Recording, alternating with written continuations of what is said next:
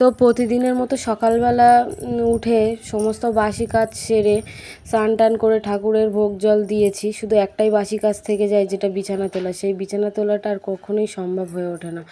তো এই যে দেখো, বিছানাটাকে ভালো করে তুলে বালিশগুলো সাইডে করে, আর এই বিছানাটা না এই বালিশটার জন্য এত অসুবিধা হয়ে যাচ্ছে। তারপর এই যে দুধ গরম করলাম, মেয়েকে একটু দুধ দেবো, বাটার দিয়ে রুটি দেবো, আর সেই জন্য দুধটাকে ভালো করে ফোটাচ্ছি। আর আমাদের একটু দুধ চা করব, মানে তোমার দাদাভাই বললো একটু দুধ চা করার জন্য। সেই জন্য এই যে আমিও এমনি দুধ চা খেতে খুব ভালোবাসি, সেই জন্য দুধটাকে ভালো করে ফুটিয়ে নিলাম, নিয়ে ওর মধ্যে চিনি চা দিয়ে দিয়েছি, দিয়ে ভালো করে ফুটে উঠলেই নামিয়ে নেব। আর এই চাটা খেতে না বেশ ভালো লাগে। আর এর মধ্যে যদি গরম মশলা দেওয়া যায়, মানে গোটা গরম মশলা, তেজপাতা, আদা দেওয়া যায় তো আরও টেস্টি লাগে। আর চিনিটাকে ক্যারামেল করে দিয়ে দিলে আরও টেস্টি লাগে। তো অত টেস্টি চা আমাদের এখন খাওয়ার সময় নেই, আমাদের এখন মানে চা হলেই হলো, খেলেই হলো। সেই জন্য চাটাকে তাড়াতাড়ি করে করার চেষ্টা করছিলাম। আর এদিকে দেখো ফুটেও গিয়েছে। তো এবারে আমি মেয়ের দুধটাকে ভালো করে ছেঁকে নেব, কারণ দুধের মধ্যে না এত পিঁপড়ে হয়েছে কি বলবো। তো সেই জন্য দুধটাকে ভালো করে ছেঁকে নিলাম মেয়ের জন্য। আর এদিকে দেখছি ছেঁকুনিতে মানে দুধটা না ভালো হচ্ছে না, সেই জন্য আমি হাত দিয়ে ভালো করে দুধটাকে করে নিচ্ছিলাম, ছেঁকে নিচ্ছিলাম যাতে পরে।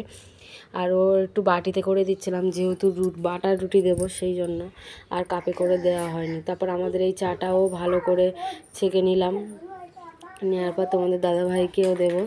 আর মেয়েকে দুধ আর পাউরুটি দিয়ে দিচ্ছি। আর মেয়েকে আমি রাশ করছি, কোনো কাজটা শুনছে না। আর এদিকে তেল ব্রাশ করা যে ব্রাশটা, ওটা ভালো করে মুছে নিয়ে, আর আমি চাটা মানে পড়ছিল না বলে তাড়াতাড়ি করে আবার তারপর এই যে নিমকিগুলো ওকে দিয়ে দেবো।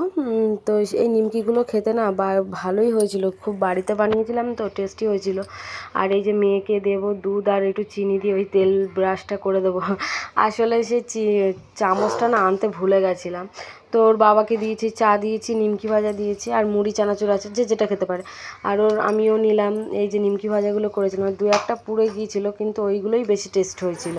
তারপর দুপুরবেলা আর কি মানে সবজি টবজি কিছু ছিল না বলে, ওই জন্য আলু ভাজা আর ছিল না বলে সেই কারণেই আর কি আলু ভাজলাম আর লঙ্কা দিয়ে। এইভাবে খেতেও কিন্তু অসাধারণ লাগে, আর একটু পাতে যদি ঘি পড়ে, আর এইগুলো দিয়ে। আর এই যে লঙ্কাটা ওর সাথে ভেজে নিয়েছিলাম। তো দুপুরবেলা আমরা খাওয়া দাওয়া করে ঘুমাচ্ছিলাম, তো ঘুম থেকে উঠে দেখি এতটা পরিমাণে মেঘ করেছে আকাশ, তোমরা দেখে বুঝতে পারছো কতটা মেঘ করেছে আকাশটা।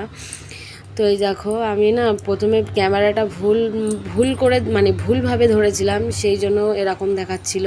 তারপর এই যে দেখো কতটা কালো হয়ে গেছিলো। তো সেই উপলক্ষে তো ভাবলাম একটু অন্যরকম টিফিন বানাই। তো আলুটাকে ভালো করে সিদ্ধ করে নিয়েছি, শুধু লঙ্কা কুচি আর পেঁয়াজ কুচি দিয়েছি, দিয়ে মশলা করে আর কড়াইতে ভালো করে কষিয়ে নিয়েছি। তারপর রুটির ওপর মানে রুটিটাকে বাটার দিয়ে, তারপর এই যে আলুটাকে দিয়ে করে, তারপর ডিম দিয়ে এপিট ওপিট করে ভালো করে ভেজে শসা দিয়ে আর একটু টমেটো সস দিয়ে এই যে আমি আর মিমিসোনা ওর বাবা খেলাম। তো ভাবলাম, দেখছি মেঘটা কেটে গিয়েছে, পরিষ্কার হয়ে গিয়েছে, আর বৃষ্টি হবে না। তো ভাবলাম একটু ইস্কন থেকে ঘুরে আসি, যেই ভাবনা সেই কাজ। তো রেডি হয়ে পড়লাম চটপট করে।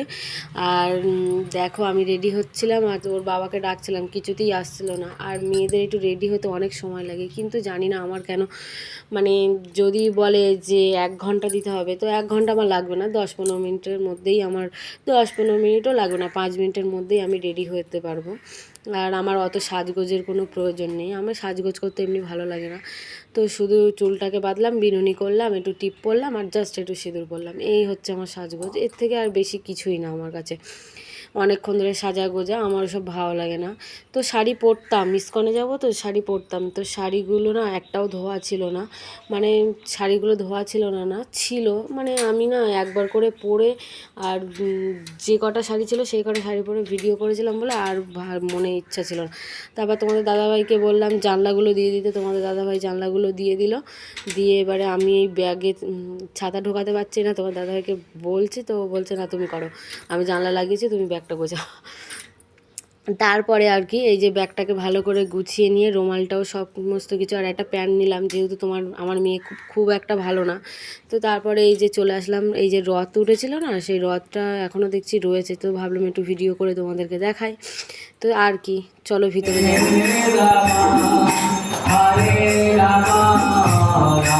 হরে হরে হরে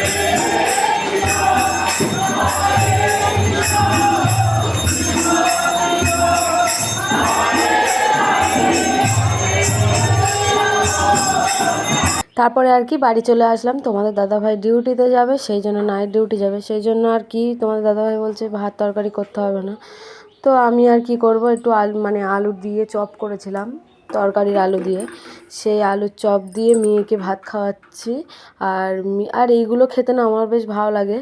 তো এই যে তারপর আমিও নিজে ভাত আর খেলাম না, মানে ভাত আর ছিল না, তো মুড়ি ঝুরি ভাজা আর এই চপ দিয়ে খেয়ে আর মেয়ের সাথে কিছুক্ষণ খেলা করে শুয়ে পড়বো।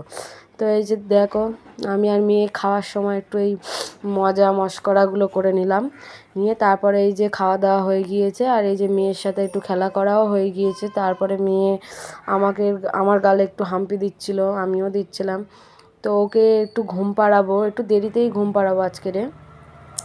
তারপর মশারিটা টাঙিয়ে নিলাম, নিয়ে আর এই যে মশারি টাঙাতে গিয়ে আমার যে কী অবস্থা সেটাই আমি জানি আর ঈশ্বর জানে। তো এই যে বন্ধুরা, ফ্রিজটা কিনেছিলাম অনেক দিন, তোমাদেরকে দেখানো হয়নি ভিডিওতে। তো এই যে দেখো, ফ্রিজের মধ্যে আর কিছুই নেই, মেয়ের একটু ওয়াইপস আছে, একটু জুস আছে, জল আছে, টক দই, ডিম, এই আর সবজি, এই টুকিটাকি আছে, আর কিছু রাখা হয়নি বা আনা হয়নি। তো আমি জুস খাচ্ছিলাম, মেয়ে বলছে মা আমিও একটু খাবো, তো তারপর মেয়েকেও দিলাম। তো মেয়েকে বলছে বেশি খাবি না, প্রচুর ঠান্ডা, তো আমি ওকে একটু যথেষ্ট খেতে দিয়েছি।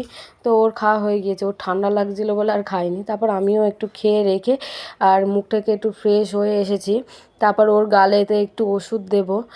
আর মানে ওর একটু না, কি বলবো, আমার ভুল যে ও একটু দুষ্টুমি করছিল, আমি একটু ওকে মারতে গিয়ে না খুব জোরে মারা পড়েছিল, যার কারণে আমার মামার বাড়ির ওখানে হোমিওপ্যাথি ডাক্তার দাদু আছে, সেখানে ফোন করে আর এই যে জিজ্ঞাসা করে নিয়ে সেই হিসেবে ওকে ওষুধ খাওয়াচ্ছি। আর ও এখন যথেষ্ট ভালোই আছে, ভালো বলতে ভালোই ছিল, কিছুই না, একটু ডান দিকে পেটে একটু জোরে মেরেছিল, জোরে মারা পড়েছিল, তো টানের মুখে মানে মারতে গিয়ে টানে ও ছুটতে গিয়েছে আর টানে মারাটা হয়ে গেছে, সেই জন্য ভয়তে আর কি এই ওষুধটা খাওয়ানো। তারপর ওর সাথে একটু কথা বলতে বলতে মেয়ে বললো মা আমি শুয়ে পড়ছি, এই করছি। তো তারপর ওকে শুয়ে পড়ে আর ও এখন মশকরা করছে। আর তারপর আমার দিকটাও পাশ বালিশ নিয়ে নিয়েছি, ওর দিকটাও নিয়ে নিয়েছে। তো তারপরে আর কি যেই কাজ সেই কথা, লাইট এবার ঘুমিয়ে পড়বো। তো তোমাদেরকে জানাই শুভরাত্রি। তো আবার নেক্সট ভিডিওতে দেখা হচ্ছে।